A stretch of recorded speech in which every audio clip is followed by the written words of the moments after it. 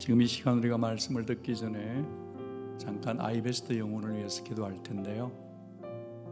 누구에게나 다 나는 예수 믿는데 예수 믿지 않아서 안타까운 그 한 사람이 있지 않겠습니까? 그가 누구든 간에 그를 위해서 잠시 기도하고 하나님 말씀을 받겠어요. 우리 다 같이 그 한 영혼을 위해서 이 시간에 기도하겠습니다.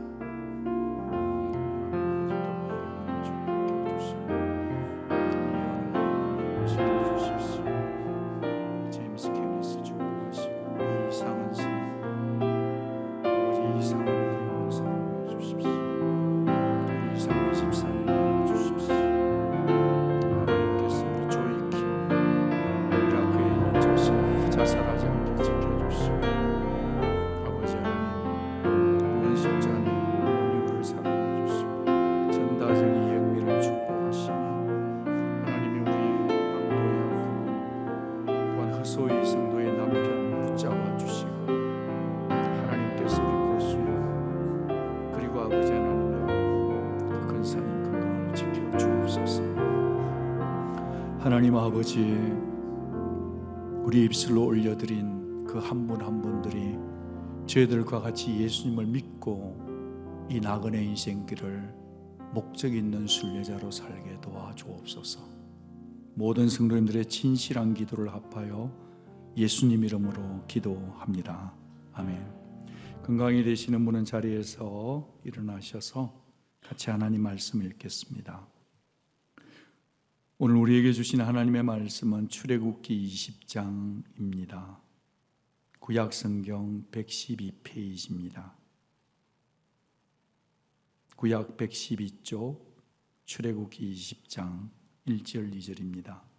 두 절 말씀이니 우리 다 같이 읽을까요? 시작. 하나님이 모든 말씀으로 말씀하여 이르시되 나는 너를 애굽 땅 종되었던 집에서 인도하여 낸 내 하나님 여호와니라. 아멘. 자리에 앉아 주십시오. 기도합니다. 하나님 아버지, 열방 가운데 예배드리고 싶으나 기가 막힌 열악한 상황 속에 마음껏 예배드릴 수 없는 수많은 예배 공동체가 있는데 저희들 왼은혜 왼 사랑으로 에어컨도 나오고 조명도 있고 파워포인트도 제공해주는 이 땅에서 예배드리며 살 수 있는지 감사합니다. 감사하지만 저희들 우리의 신앙이 목마른 사슴이 되지 않을까 두렵사오니 말씀을 들을 때나 예배 드릴 때 우리의 마음에 하나님을 향한 목마름을 선물로 주시옵소서. 이 예배 시간에 성령님 오셔서 참으로 하나님 앞에 시간을 구별하여 드린 소중한 하나님의 자녀 한 분 한 분, 그리스도의 신부인 한 분 한 분에게 꼭 필요한 생명의 말씀이 될 수 있도록 성령님 함께하여 주옵소서. 예수님 이름으로 기도합니다. 아멘. 우리 하나님 살아계십니다. 예수님 우리와 함께 여기 계십니다. 성령님 역사하십니다.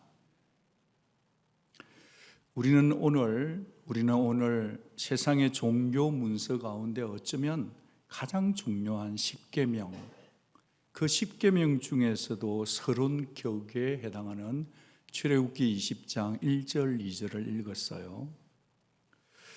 요즘 시대는 절대적 기준이 없는 모두가 옳다라고 하는 상대주의 포스트 모던 시대를 삽니다. 내가 법이고 내가 기준이고 내가 답이 되는 이 시대를 살아가면서 어떻게 저는 십계명이라고 하는 절대 진리를 선포할 수 있을까? 그 영적인 부담감을 가지고 솔직히 이 자리에 서 있습니다. 십계명에 관한 여러 책자들을 두루두루 읽다가 보니까 이런 예화를 읽었네요. 어느 목사님이 해외 선교를 마치고 LA 공항에서 입국 심사를 하는데 그때 이런 질문을 받았어요. 어디 다녀오십니까? 선교 다녀옵니다. 당신 직업이 뭔가요? 목사입니다. 목사님? 그래요? 그럼 십계명을 한번 외워보세요. 엄청 당황한 이분은 뜨듬뜨듬 더듬수를 놓으면서 그것도 영어로 십계명을 외우느라 진땀을 뺐다. 진땀은 흘렸는데 목사이니까 아직도 이 미국이 청교도 영성이 살아있구나, 그런 생각을 했다 합니다. 이제 여러분의 시간인데 여러분은 어떻습니까? 십계명을 제대로 순서대로 외울 수 있으신지요? 만약 제가 여기 있는 분 중에 한 분을 탁 지목해서 나와서 이 아래 강단에서 십계명을 한번 외워 보십시오. 그러면 아마 그 옛날 고등학교 수학 시간에 진짜 어려운 문제를 선생님이 칠판에 적어놓고 23번 박한덕 나와, 그런 어떤 몹쓸 경험이 연상되지 않을까 싶습니다. 어느 갤럽 조사에 의하면 미국인의 15% 정도가 십계명을 가까스로 말할 수 있다고 합니다. 이에 반해서 맥도날드의 빅맥 햄버거의 구성 성분이 7가지 성분이라는 사실을 아는 사람은 조사자들 가운데 미국의 4분의 1 정도가 대답을 했다 그럽니다. 여러분, 하나님이 그동안 구약의 교회와 신약의 교회에 주신 3가지 보물이 있다면 그게 뭔가? 사도신경, 주님의 기도, 그리고 십계명입니다. 우리 교회 예배 순서에도 사도신경과 주님의 기도문을 하는 고백 순서는 있으니까 이제 웬만큼 외우시겠죠. 근데 십계명은 아니란 말이죠. 외워야 생각이 날 텐데, 생각이 나야 지킬 텐데 어떡하냐. 그래서 어떻게 하면 우리 성도님들이 십계명을 잘 외울 수 있을까를 고민을 하다가 웹사이트를 한번 찾아봤어요. 그런데 이 각 계명을 1부터 10까지를 숫자와 연관을 시키는 방법인데 이게 완전한 문장은 아니고요. 그냥 여러분이 기억하기 좋도록 핵심 키워드 정도는 기억하자, 그런 차원에서 알려드리고 싶은데 제가 걱정이 있어요. 우리 통역팀이 이걸 어떻게 통역할까? 통역팀을 위해서 기도해 주시면 고맙겠습니다. 여러분이 1하고 한번 외쳐주시겠어요? 1절 나 외에는 다른 신을 두지 말라. 이상한 형상은 만들지도 말아라. 삼가 하나님의 이름 망령되이 부르지 말라. 사업을 하는 것은 좋은데 안식일은 지키라. 오직 네 부모를 공경하라. 이 육체를 살인하지 마라. 칠칠 맞지 않게 돌아다니면서 간음하지 말라. 팔로 도둑질하지 말라. 구는 입구자예요. 입으로 거짓말하지 마라. 10원이라도 탐내지 마라. 이렇게 한번 반복 연습을 했으니까 십계명 시리즈 설교가 끝날 때쯤 되면 여러분들이 아마 저보다 머리가 좋은 분들이니까 시원하게 다 외울 수 있기를 바랍니다. 여러분도 잘 아시다시피 1980년 켄터키주에서는 모든 공립학교 각 교실에 십계명을 게시한다는 법안을 통과시켰지만 대법원이 기각시켰습니다. 작년에 루이지애나주에서도 위헌 판결로 실행이 차단되었고요. 우리가 사는 텍사스주는 어떠냐? 지난 5월 주의회에서 십계명을 통과시켰습니다. 6월 달에 에버트 주지사가 서명을 했습니다. 9월에 이것이 실효될 예정 가운데 있습니다. 이 법안이 통과되면 모든 공립학교에 16인치 곱하기 20인치 크기의 십계명을 잘 보이도록 명확히 보이는 위치에 걸도록 규정하고 있습니다. 그러나 여전히 법적인 대응 중에 있는 현실입니다. 이유는 기독교라고 하는 특정 종교에만 이익을 주면 안 된다라는 것입니다. 저는 앞으로 이 10번에 걸쳐서 십계명을 나눌 텐데요, 각 계명들 속에는 하나님이 무엇을 원하시는지, 그리고 십계명을 주신 하나님이 어떤 분인지를 알려드리려 합니다. 그동안 여러분이 몰랐던 것을 좀 깨달을 수도 있겠고 나름 지적으로 지식을 정리하는 시간도 될 수 있겠어요. 그런데 지성적인 욕구만을 충족시킨다고 한다면 하나님 그리 감동하지 않으실 겁니다. 어떤 사람에게 하나님이 감동하실까요? 하나님께서는 순종하려고 말씀을 듣는 사람에게 감동을 주십니다. 순종하려고 말씀을 듣는 사람은 말씀이 다르게 들리거든요. 하나님 그분에게만 들려주시는 순종하고자 하는 자에게는 똑같은 목사가 똑같은 시간에 똑같은 마이크로 설교를 해도 듣는 것은 달라요. 아멘. 이 시대의 가치관이 얼마나 혼란스러운지, 하나가 무너지면 둘이 무너지고 둘을 양보하면 마지노선이 다 무너지는 도미노 현상 가운데 있어요. 결혼의 정의가 달라지고 있어요. 남자와 여자라고 하는 하나님의 창조의 법과 상관없는 결혼들이 일어나고 있습니다. 한국도 미국도 대부분의 주에서 간통, 그러면 안 되는 성적인 범죄가 이제는 더 이상 형사범죄로 기소되지도 않네요. 이런 형국에서 성도는 십계명이라고 하는 렌즈를 통해서, 이 렌즈를 통해 성경적 가치관을 복원해야 합니다. 시급한 일입니다. 십계명 말씀으로 우리 자신을 다시 무장시켜야 합니다. 무장한다는 헬라어 단어가 카타르티조인데, 이 카타르티조라는 무장은 말이죠, 살다 보면 금이 갈 수도 있고 손발이 부서질 수 있을 때 기부스를 해서 원래대로 복원시킨다는 단어가 무장한다는 뜻입니다. 그러니까 말이죠, 십계명을 통해서 금이 가버린 내 생각, 금이 가버린 내 삶, 무너진 도덕성, 이런 부분들을 다시 수정하리라라는 각오는 여러분이 해 주셔야만 하는 것입니다. 십계명을 벽에 거느냐 안 거느냐가 중요한 게 아니에요. 십계명을 내가 다 암송할 수 있고 외울 수 있느냐가 중요한 게 아닙니다. 중요한 건 뭐냐? 지워지지 않는 내 마음판에 새겨야만 합니다. 새 언약은 십자가 은혜를 경험한 자의 마음판에, 어디에요? 마음판에 새겨지기 때문입니다. 그러니 말씀을 들을 때 순종하기를 작정하고 들어주시면 좋겠습니다.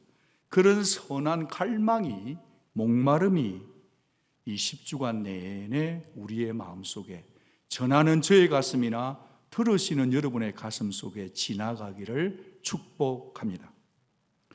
우리는 오늘 출애굽기를 통해 십계명을 읽었습니다만은 신명기 5장, 어디요? 신명기 5장에도 십계명이 나옵니다. 출애굽기에 있는 신명기와 십계명과 신명기에 나오는 십계명이 좀 차이가 있습니다. 어떤 차이가 있을까요? 먼저 대상으로 보면 출애굽기의 신명기의 대상은 1차 제너레이션이에요. 곧 출애굽에서 나온 사람들이 대상이라고 한다면 신명기 속에 있는 십계명은 광야를 뺑뺑뺑 돌다가 있었던 넥스트 제너레이션, 다음 세대였습니다. 그러니까 이게 강조점이 좀 달라요. 그리고 표현법이 다른데 출애굽기의 표현에서는 십계명이 아주 직설적이에요. 아주 클리어해요. 아주 간결하다고 한다면 신명기 속에 있는 십계명은 교육 차원이기 때문에 자세한 설명, 부연 설명이 붙어 있다는 차이점이 있습니다. 자, 그렇다고 한다면 십계명이라고 하는 이 이름 명칭은 어디에서 유래되었을까요? 혹시 생각해 보신 적이 있는지 모르겠어요. 이 십계명은 출애굽기 34장 28절과 신명기 4장 1절, 신명기 10장 4절 이 세 군데에 기록이 나타나지만 결론부터 말씀을 드리면 성경 원문에는 십계명이란 단어가 있다 없다? 없습니다. 원래 성경 속에 십계명은 없습니다. 출애굽기 34장 28절을 보시면 모세가 여호와와 함께 40일 40야를 거기에 있으면서도 떡도 먹지 아니하였고 물도 마시지 아니하였으며 또 여호와께서 언약의 말씀 곧 십계명 히브리어로 아쉐레트 하다바리이트 다바림이라는 돌판에다가 기록을 하셨다 합니다. 아니 저게 뭐고 그러는 분이 계신데 히브리어 원문이 그리 되어 있습니다. 한글 번역에는 십계명이라고 되어 있지만 저 원문을 직역하면 10개의 말씀이란 뜻입니다. 같이 한번 받아해 주십시오. 10개의 말씀. 이 십계명의 명칭은 데칼로그라고도 불러져요. 헬라어로 보시면, 파워포인트를 보시면 데칼로그라는 두 단어의 합성인데, 데카는 숫자 10, 열을 말합니다. 로고스는 말씀인 거죠. 그러니까 이 단어 속에서 원래 명령이라고 하는 미츠바라는 이 단어를 써야 되는데, 하나님께서, 누가요? 하나님께서 미츠바라는 명령어를 쓰신 게 아니라 말씀이라는 단어를 인텐션, 의도를 가지고 쓰셨다는 것입니다. 여기에서 우리가 느낌을 좀 정리할 필요가 있네요. 너 이거 해야 돼, 안 하면 죽어, 해야 살아, 이런 강압적, 억압적 그런 표현이 아니라, 여기에 말씀은 인격적으로 따뜻한 접근으로 나타내기 위해서 하나님이 의도적으로 미츠파란 단어를 쓰지 않고 말씀이다, 말해주는 거다로 사용하셨다는 것입니다. 이런 의미에서 학자들은 데칼로그라고 부르기를 주저하지를 않아요. 십계명의 이름을. 우리는 통상 십계명이라고 부르지만 실상은 하나님께서 우리에게 주신 따뜻한 10가지 말씀이다, 이렇게 이해하시면 좋겠습니다. 자, 그렇다고 한다면 이제 말씀하셨으니까 어디다가 기록을 해야 될 거 아니에요. 기록을, 이 10개의 말씀들을 2개의 돌판에 기록했다 하시는데, 어떻게 배열이 되어 있는지를 한번 같이 상상하고 생각해 보면 좋겠습니다. 여러분, 이 십계명을 2가지 파트로 탁 나누면 이렇게 됩니다. 내용으로 보면 파워포인트를 주십시오. 첫 번째는 하나님에 대한 태도예요. 뭐라고요? 태도. 두 번째는 사람에 대한 의무를 얘기하는 겁니다. 하나님에 대한 태도와 사람에 대한 의무가 10가지 십계명이 되겠습니다. 그래서 이렇게 2가지로 탁 나누어지니까 일반적으로 생각할 때는 한 돌판에는 1부터 4계명, 하나님의 계한 것을 기록했을 거야. 그리고 다른 돌판에는 5계명부터 10계명일 거라, 그렇게 이해하시는 분들도 여기에도 상당수 앉아 계십니다. 또 다른 분들은 아니다, 5개씩 딱 쪼개어서 기록하실 거라고 생각하는 학자와 사람도 계세요. 그런데 이렇게 하다 보면 1계명부터 5계명까지 히브리어 단어는 무려 146개입니다. 146개 히브리어 단어를 한 돌판에 기록하고 6계명부터 10계명까지는 겨우 26단어예요. 그렇게 하면, 기록을 하게 되면 이 돌판은 이따만 해야 되고 두 번째 돌판은 요따만 해야 되는데, 약간 언밸런스인 것을 여러분이 아시겠죠? 이럴 때는 고개를 좀 까딱 해주시면 저도 설교할 맛이 나는 것 같습니다. 자, 그러니까 이거는 좀 어글리하다. 이래서 어떤 의견이 있냐면, 아니다, 2개의 돌판이긴 한데 1계명부터 10계명까지, 1계명부터 10계명까지 똑같이 기록한 2 돌판이 있었을 거다. 마치 여러분이 집을 계약할 때나 아파트먼트 계약을 할 때 똑같은 원문과 사본이 똑같은 것을 가지고, 하나는 텐넌트가 갖고 또 다른 하나는 오너가 갖는 것처럼 말입니다. 그러니까 이 십계명은 쌍방 계약이다. 혼자의 계약이 아니라 쌍방 계약이라는 점에서 2 돌판 전체에서 1계명과 10계명씩, 1계명부터 10계명씩까지 똑같이 기록한 것일 거다. 그런 것이 어쩌면 가장 리즈너블한 해석인 것 같습니다. 그러나 결론을 말씀드리면 아무도 모른다. 아는 것은 2 돌판에 기록됐다. 그거는 알아주셔야 합니다. 옆에 분에게 말씀하겠습니다. 알겠지? 여기서 분명히 알아야 될 게 하나 더 있습니다. 그건 뭐냐 하면, 구약의 율법의 조항이 613개예요. 이 613개의 율법의 조항은 모세가 기록했습니다. 누가 기록했다고요? 모세가요. 하나님으로부터 받아서 모세가 기록했는데, 오직 이 십계명만큼은 모세가 아니라 하나님이, 누가 기록했다고요? 하나님이요. 누가요? 하나님이 친히 엄중하게 기록한 두 돌판의 말씀이었다는 겁니다. 이거는 잊으면 안 됩니다. 십계명은 모세가 기록한 게 아니라 하나님이 친히 새기셨다. 근거를 대겠습니다. 출애굽기 31장 18절, 여호와께서 시내산 위에서 모세에게 이르시기를 마친 때에 정급판 둘을 모세에게 주시니 이는 돌판이요. 같이 읽어주십시오. 하나님이 친히 쓰신 것이더라. 여러분, 하나님은 지금 모세를 통해서가 아니고 십계명만큼은 1절 말씀처럼 모든 말씀을 백성들의 귀에 직접 말씀하셨을 뿐 아니라 직접 돌에 새겨주셨을 뿐 아니라 직접 백성들의 귀에 들리게 할 만큼 이 말씀은 중요한 말씀이었다는 것을 우리는 기억해야 합니다. 그 말씀이 십계명이라는 거예요. 그러니 그 말씀은 구약의 이스라엘 백성에게만 준 말씀일까요? 아니에요. 오늘 우리에게도 진리의 성령 안에서 각자에게 주시는 살아있는 말씀입니다. 그러니까 3500년 전에 고리타분한 계명이 아니에요. 잊혀져가는 계명도 아니에요. 지금도 현대의 모든 이슈들의 십계명은 살아있고 적실성 있게 말해주고 있는 겁니다. 들을 게 있는 자가 듣는 것이죠. 우리는 그 십계명 말씀 앞에 서면 옷을 발가 벗깁니다.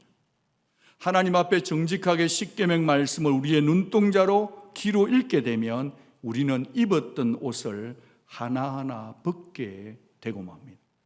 바울의 관점으로 이것을 해석해 보면 하나님의 율법은 모든 사람의 입을 딱 틀어막는다는 거예요. 죄 안 지었다? 십계명을 갖다 대면 입을 틀어막는 거예요. 입을 틀어막으면 내가 죄인인 줄 알기 때문에 구원자를 바라보게 하는 게 율법이에요. 바울은 이것을 율법은 엑스레이다 이렇게 진단했죠. 이 율법의 십계명의 말씀, 그것으로 우리를 옷을 벗기는 데 목적이 있는 게 아니고 하나님은 그리스도로 옷을 덮어주시고 입혀주시기 위해서 십계명은 진단하는 디아그노시스다. 바로 여기에 묵상의 포인트가 있는 겁니다. 여러분, 성도는 구약과 신약을 분리한다든지 십계명과 복음은 다르다든지 디스커넥티드 됐다고 생각하든지 십계명은 그냥 오래된 옛날 사람 이야기라고 생각하시면 안 됩니다. 그러면 안 되는 겁니다. 구약이든 신약이든 성경은 오직 우리 주 예수 그리스도께 초점이 맞추어진 구원의 히스토리거든요. 죄로 타락한 인간을 구원한 말씀, 우리는 이것을 복음이라 부르죠. 저는 오늘 이 복음의 렌즈로 십계명을 해석하고 우리 자신들에게 적용하고 싶습니다. 여러분, 3절부터는 이제 십계명을 강론에 들어가겠지만 그 전에 주신 2절 말씀은 하나님이 왜 십계명을 주시는지, 하나님 자신이 누구신지를 알려주는, 십계명을 왜 순종해야만 하는지에 대한 아주 중요한 단초, 클루, 키가 있어요. 같이 읽어봅니다.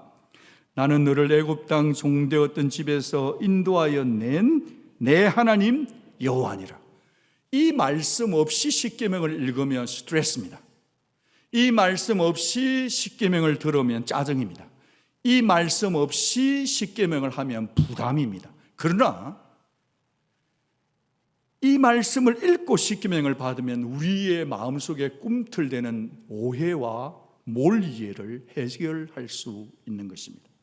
그래서 몇 가지 오해를 풀어가면서 이 말씀을 단초로 해서 십계명을 내게 주신 이유 몇 가지를 살펴봅니다. 첫째, 십계명을 내게 주신 이유 첫 번째는 진정한 자유와 행복을 누리도록 하기 위해서입니다. 같이 한번 받아합니다. 진정한 자유와 행복을 누리도록. 여기 이 2절 말씀은 애굽 땅에서 종살이 하던 그들을 구원해내시고 그들에게 자유를 주시고 난 다음에, 구원시킨 다음에 주신 것이 십계명인 거예요.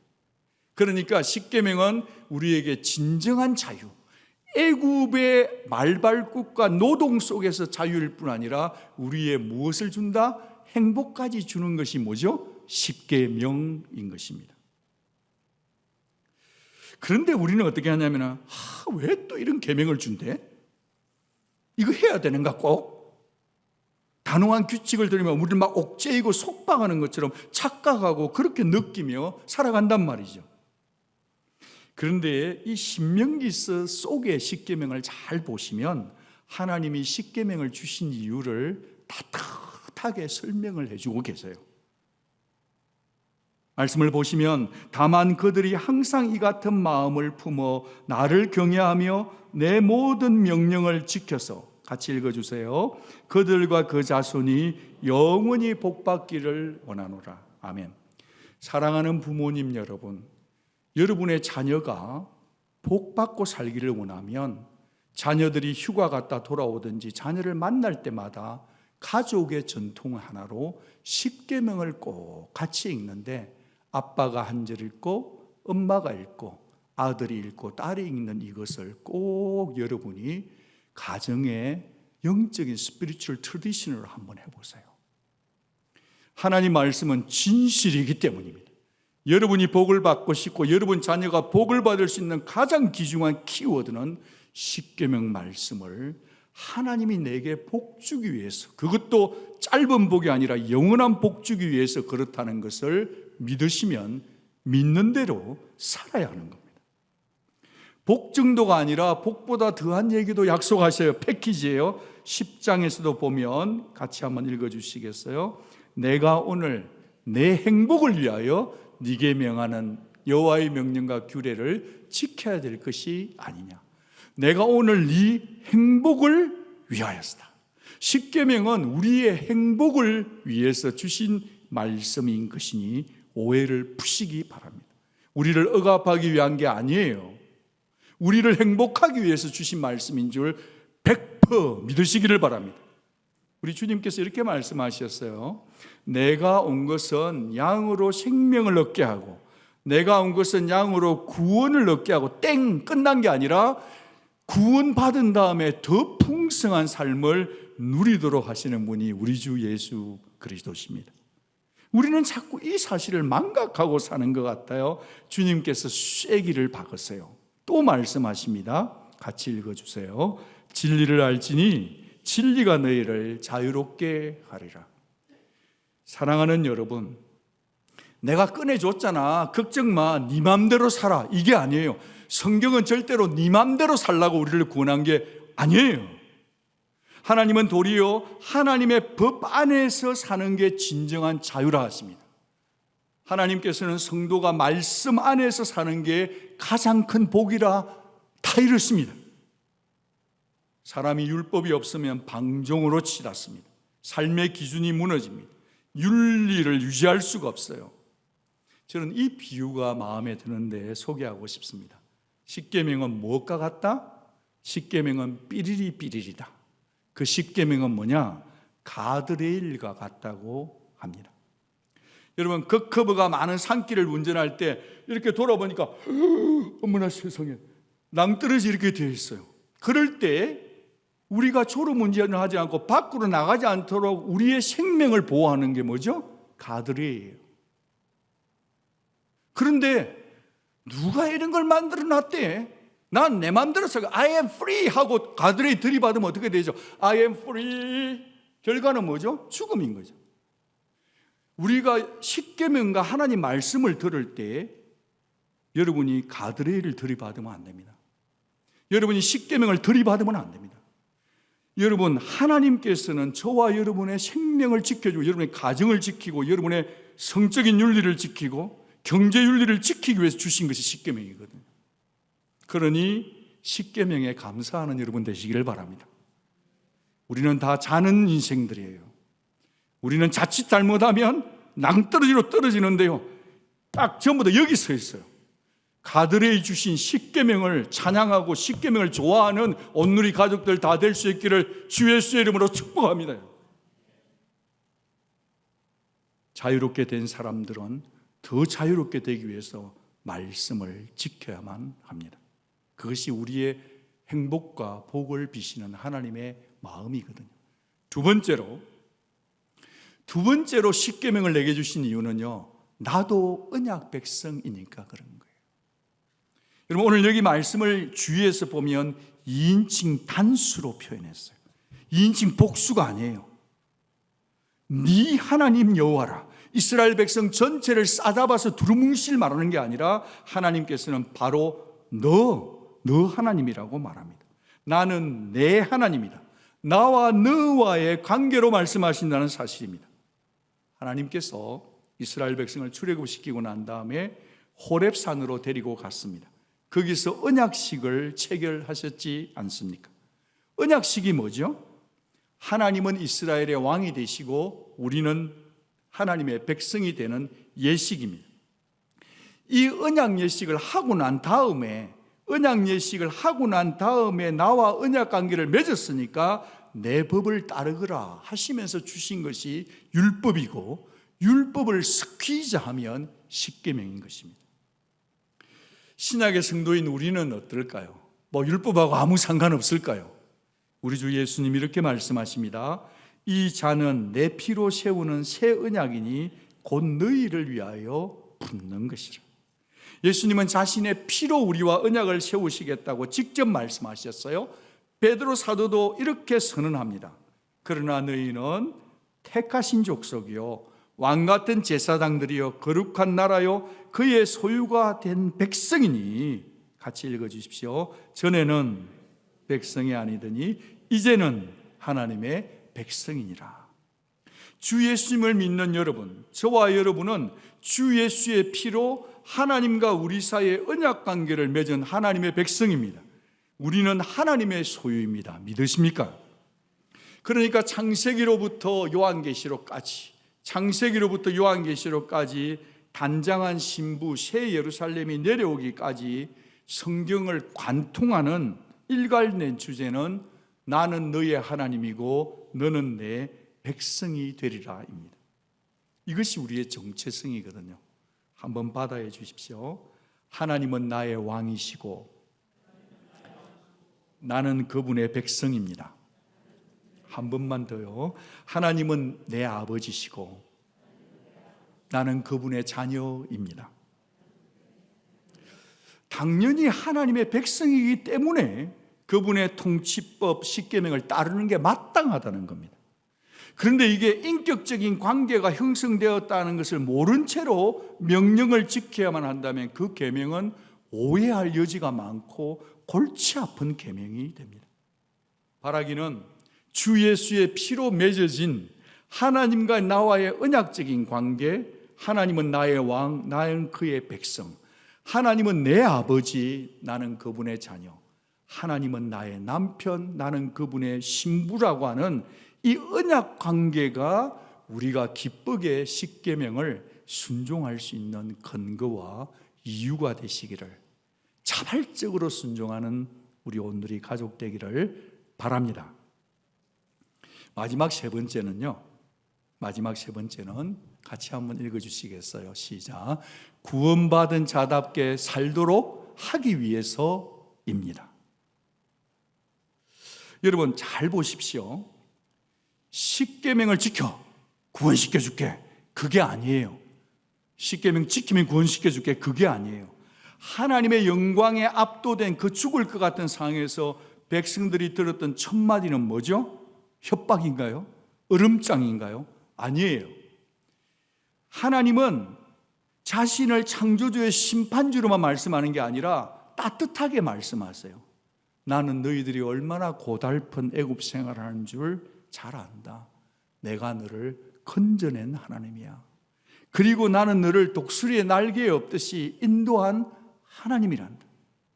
어쩌면 오늘 버전으로 만들어 보면 샌안토니오, 이 텍사스 뜨거운 곳에서 새벽부터 나가가지고 저녁까지 고생하는 너희들을 내가 잘 안다. 내가 안 알아주면 누가 알아주겠니? 어떨 때는 남편도 못 알아주고 아내도 못 알아주고 자식들도 못 알아주는 그 눈물 나는 안단 말이다. 나는 너를 건져내는 하나님이야. 건져낼 뿐 아니라 지금도 건지고 있고 앞으로도 건져낼 하나님이란다. 나는 너에게 따뜻한 아버지야. 그렇게 말씀하시면서 준 게 뭐죠? 십계명이라는 거예요. 시간 속에서 한번 생각을 해보고 싶은데요, 만약에 십계명을 주신 타이밍, 시점이 출애굽한 이후에 주신 것이 아니고, 출애굽하고 난 이후에 주신 것이 아니고, 한참 애굽에서 죽을 고생하고 벽돌 굽다 정신이 없고 노예 생활하는데 가가지고, 얘들아, 그래 내 말 안 듣더만 꼴 좋다, 고생 좀 더 해봐야 돼. 너네들은 그래야 철들어. 내가 너희들 구원해 줄 텐데 내가 십계명 줄 테니까 잘해. 내가 좀 이따가 인베스티게이트 나올 테니까 하는 거 보고 내가 구원해 줄게. 그렇게 하신 것이 절대로 아니고 죽어도 아니고 절대 아닙니다. 여러분, 교회 다니는 많은 분들이 가운데 하나님이 이런 하나님으로 종교생활을 하는 분들이 계세요. 십계명을 주신 타이밍만 알아도 신앙의 문제는 70-80%는 다 해결돼요. 십계명을 주신데 우리를 고생시키고 우리를 구원의 조건으로 십계명을 주신 게 아니고 먼저 구원시켜 놓고 사랑으로 찾아오신 하나님이, 사랑으로 다가오신 하나님이, 얘들아 십계명 있잖아, 한번 지켜보면 있잖아, 훨씬 좋아, 너네들이 행복할 거야, 꼭 지켜줘, 이런 거란 말입니다. 아무도 아멘 안 해주시고, 그 사랑을 아니까, 그 사랑을 아니까 십계명은 아니라 100계명을 줘도 나는 순종할 마음의 준비가 되어 있어요. 주님, 그게 구원받은 성도들의 십계명에 대한 태도가 되어야 된다는 거예요. 동의되시면 아멘. 너무 고마우니까 하나님 뭐 십계명 말고 12계명까지 주시면 안 돼요? 이런 사람이 돼. 우리 온누리 가족은 그런 가족 될 수 있기를 주의 이름으로 축복합니다. 여러분, 말하고 십계명을 줘가지고 이렇게 우리를 하나님 그런구나. 오해를 푸세요. 풀어.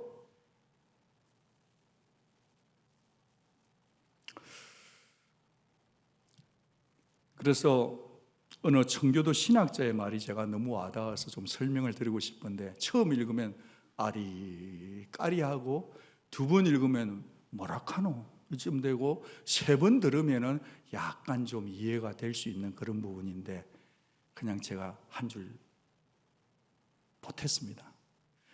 설명이 잘 될 수 있도록 저를 위해서 기도 많이 해주십시오. 율법은 우리를 복음으로 인도하여 의롭다 하심을 얻게 한다. 근데 이 복음은 의롭다 하심을 얻은 성도들을, 그 성도들이 사람들로서 성도의 의무가 무엇인지 알도록 우리를 다시 어디로 보낸다? 율법으로 보낸다. 아리까리 하시죠? 다시 설명을 하겠습니다. 율법은 딱 갖다 대면 내가 죄인인 줄 알게 돼요. 그러면 입틀막이에요. 할 말 못해. 그러니까 우리가 어떻게 되죠? 구원주를 바라보게 되는, 그런 복음을 보는 거죠. 예수 나의 구원, 예수 십자가 피, 복음을 딱 깨닫게 하게. 율법은 기능이, 펑션이 그거예요. 엑스레이예요. 내가 지금 무슨 병이 있는지를 알려주는 거잖아요. 그러면 저쪽으로 가요. 그럼 예수를 딱 믿어버려요. 그러면 그것이 의롭게 되는데, 의롭다 하는 사람은 막 살아도 되느냐? 그게 아니고, 구원 은혜로 구원받은 사람, 예수를 믿는 사람은 반드시 율법의 무용론이 아니라 율법 없이 마음대로 캐세라 세라 살 수 있는 게 아니고, 반드시 율법을 지키면서 살도록 사람들을 말씀의 법으로, 십계명으로 인도한다는 거예요. 오해하시면 안 돼요. 십계명을 지켜서 구원받습니까? 아니에요. 여러분, 그렇게 나가서 얘기하시면 저 2단 됩니다. 저는 1단이니까 좀 지켜주시기 바랍니다. 십계명은 십계명을 지켜서 구원받도록 하는 게 아니고, 십계명은 우리가 예수를 믿도록 하는, 이게 하이델베르그 캐테키즘이잖아요. 예수를 믿고 나면 율법이 필요 없는 게 아니라 율법으로 다시 살아갈 수 있도록 하는데, 내 힘으로 사는 게 아니고 성령의 은혜로 살게 하신다. 성도는 구약과 신약을 통으로 다 잡수시는 성도가 되어야 돼요. 절대 오해하지 마십시오. 성도는 하나님의 말씀을 창세기부터 요한계시록까지 통으로 읽어야 돼요. 우리 주 예수께서 가라사대, 나는 율법을 폐하러 온 자가 아니라 율법을 뭐하러 오셨다고요? 완성하러 오셨다.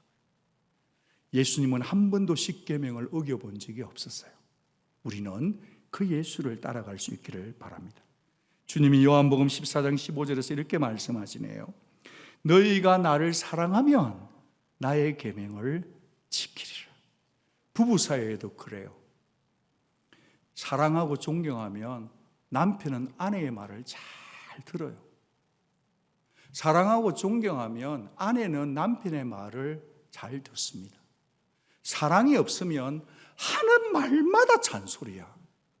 듣기 싫어 죽겠어요. 사랑하면 무슨 말을 해도 그것이 내게 달게 오는 거예요. 아멘. 여러분이 예수님을 사랑하고 하나님을 한번 사랑해 보십시오. 하나님이 무슨 말씀을 10계명 아니라 100계명을 줘도 감사한 거예요. 그게 철든 자녀예요.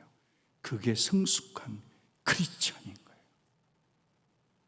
사랑하는 여러분, 우리를 죽기까지 사랑하신 십자가 사랑을 깨달았다고 한다면 우리 모두는 다 한 발짝 한 발짝 그분을 향해 순종의 발을 내디디며 걸어가는 멋진 말씀의 사람들 다 될 수 있기를, 그 말씀 때문에 여러분의 가정과 생각과 모든 경제윤리와 정말 성적인 윤리와 모든 것들이 지켜지는 언약의 사람들이 되어서 걸어가 주시기를 주 예수 그리스도 이름으로 부탁드립니다. 같이 기도하겠습니다.